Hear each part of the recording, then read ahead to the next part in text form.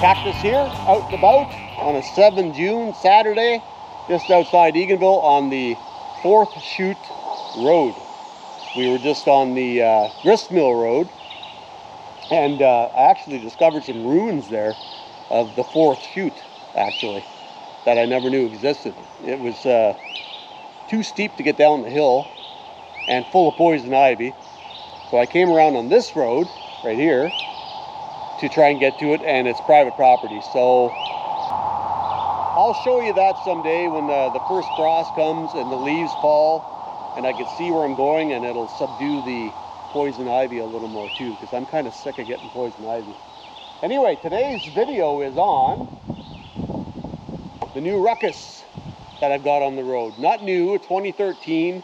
It had 1,500 kilometers, so lightly used. And it's been a bit of a project. The old Yamaha Zuma, I guess I felt the need for a change. The Yamaha is bulletproof, fuel injected, liquid cooled. What else? 4-stroke. But it was all stock and very comfy seat, 2-up seat, under seat storage.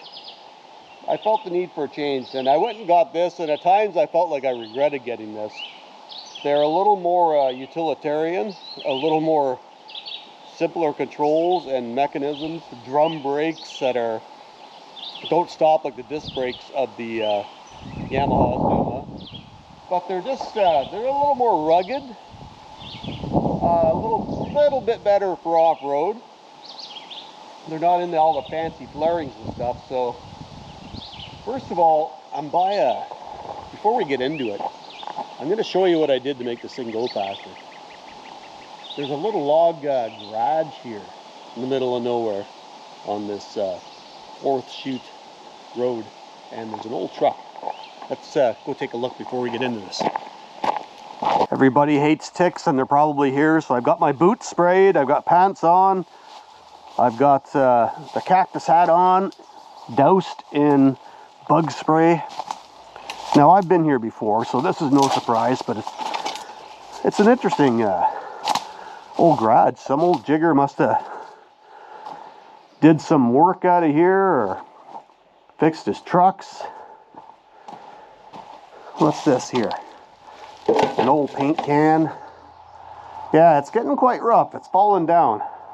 Here we got an old air compressor trailer rotting away. Interesting. An oldie with an old flathead 6-cylinder. 1, 2, 3, 4, 5, 6. Yep. Pretty cool. If I'm sounding like Sean Connery a bit, it's because I've got my new Invisalign to try and straighten up some teeth before I get ancient and older. It's a little hard to talk at times. Okay, so this place has been picked through like crazy over the years, so I don't expect us to find anything. What do we got here? Ever ready press stone antifreeze. So there's still some evidence kicking around. Some old POL cans, all cut up. Petroleum oil and lubricants. POL, as we said in the army. All right, that's about all we got to see here. We're getting off track. This is a gearhead episode about the Ruckus, for the Ruckus community. And perhaps you'll like to watch my travel videos too, because this video is going to be in the middle of my springtime trip videos, where I went, oh my god, poison ivy's everywhere.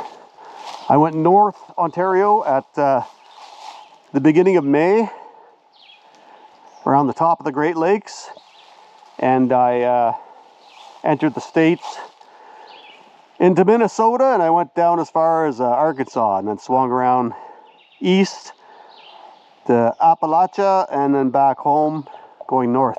Anyway, Bonashare Lime Limited, 4th Chute plant. Carlton Place based business. This is an old International. There's a big limestone deposit around here. Lots of it was probably used to build Eganville. And nowadays, it's still mined, and they probably make a lot of crushed gravel and things, and cement out of it. Overhead valve, 6-cylinder. The big 1 ton or so, 1.5 ton International truck. Those doors are so cool. Full of bullet holes. You can still read the writing. I gotta remember not to touch my boots, because they'll be full of poison ivy oil. That's neat. Okay, back to the Ruckus. All right, gearheads, Ruckus heads, back to the video. So, 2013 Honda Ruckus 50cc, or 49.9. I'm on Ontario. For the last many years, you need at least a motorcycle license or a limited speed license to ride these. It's unfortunate. Before, you just needed your car license, your driver's license. In Quebec, you can be 14 and ride these. I suspect you need a license, I don't know. And I believe you can still use your car license. Out west too. Ontario, the land of no fun, they regulated it. Too many morons down south were getting into them years ago, and they were crashing them, and so they decided to regulate it. Anyway, when I bought this thing,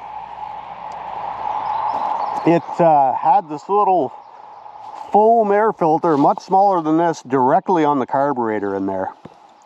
And the carb was not jetted, so it wouldn't go very fast. So what I did was I bought this from, they're made by the Ruck Shop at scooterparts.ca or something, Canadian. Anyway, it's got more of an intake, which helps a little bit of restriction happen and helps it run better.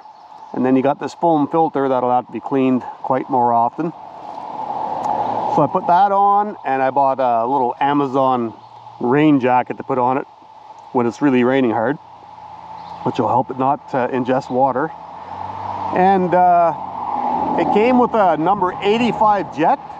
I'm trying to think of the original jets, 75 or 78, when it has all the original airbox. And that's the thing, when I bought it, I didn't know much about Rucks, so it's got the big airbox here, and it was removed, and I didn't notice because I wasn't familiar with Ruckus scooters.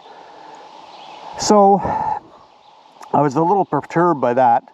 So I bought this, I put in the 85 jet that came with it. It comes with an idle jet too that you'll change. Definitely change the idle jet. And it worked pretty good, but it wasn't quite there. So what I ended up doing on Amazon for the Keihin or Keihin carburetors that are on a Ruckus, K-E-I-H-I-N. If you do a deep dive and a dig, and I don't know if these numbers will help you. Well, these are the jet numbers. You can buy a kit for the Keihin carburetor jets, and they have all these numbers of jets. I ended up going with, I believe, an 82. 85 came with the intake kit and the filter. I went 82, and just judging by the max speed I got and checking the checking the spark plug several times for a gray brown nice burn on the spark plug. I also bought a spare spark plug, first time ever. So, manufactured by the Ruck Shop. It also comes with this is the idle jet, and in here would be maybe the original jet and then the 85 that I took out. There's also a spacer you can put under the needle to shim it up, and that's only if you think you might need it. So there's a lot of playing around with the carburetor. I only had it off and on about 3 times. It's very easy to do. You need to take all this stuff off to get at it, and don't put any of it back on until you know you're done. Until you know you're done jetting. So I got that straightened out. Still wasn't quite happy with the speed. I mean, I got back up to 60 kilometers an hour, and that's what they're designed for. They're designed for intake and exhaust perfectly to max out at 60 kilometers an hour, and that's how they built them. But apparently you can get more out of these, and you can, because I have. My advice in the end of the day, before I ramble on about this, is if you have an original Ruckus and you just want to drive it and not have problems, leave it all original. Just leave it alone. Just forget about it. So what else this has, I went with a Polini variator. It's like a skidoo clutch with rollers in it. I bought that, put it on, hoping for the best. Came with a variety of rollers. I can't remember the numbers, maybe a 5.5 and 6 mil rotors. Or grams, sorry, not mils, grams. It's the weight of them. It didn't do a difference. I also put a Polini belt on. So what I did there was I took a chance, did a lot of research on the Dr. Pulley wedges. They're not so much round rollers. They're a funny looking wedge thing that goes in the variator. And there's 6 of them. And what the variator does when it spins, it pushes and squeezes on the belt tighter, the 2 clutches. So I ordered Dr. Pulley rollers or wedges, and I think they were 5.5 and 6 grams, and I mixed them up, like 5.5, 6, 5.5, 6. And that seemed to do the trick. I can get up to 70 kilometers an hour. Now you hit a hill, it's going to slow back down to 60 or whatever, but it also makes a lot more torque, so it's got better takeoff and better top end, I have to admit. What's helping that is, what the guy I bought it off of did, he installed an NCY rev limiter or rev unlimiter. The module, the computer for the Ruckus is set to keep it from reaching over and above RPMs that could damage the engine. So a little sketchy. This thing was installed. It's probably allowing me to rev a little higher.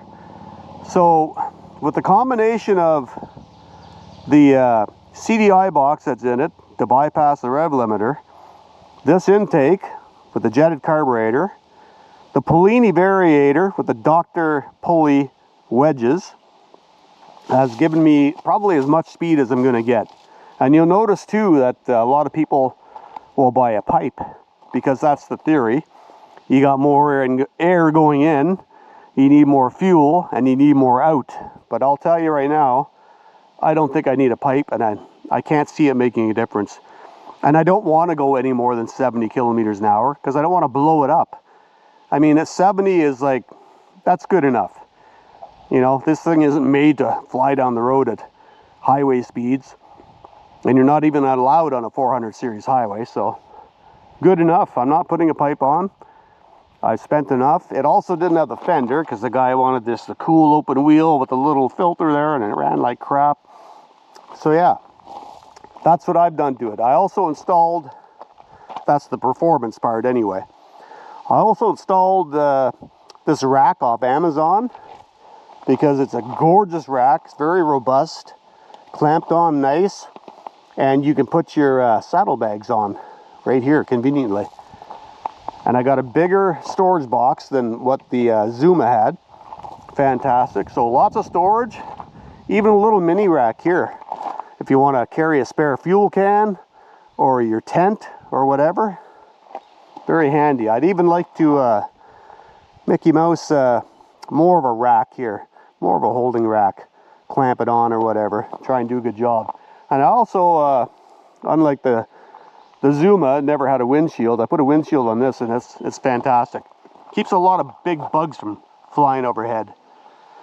So this is the new scooter adventure.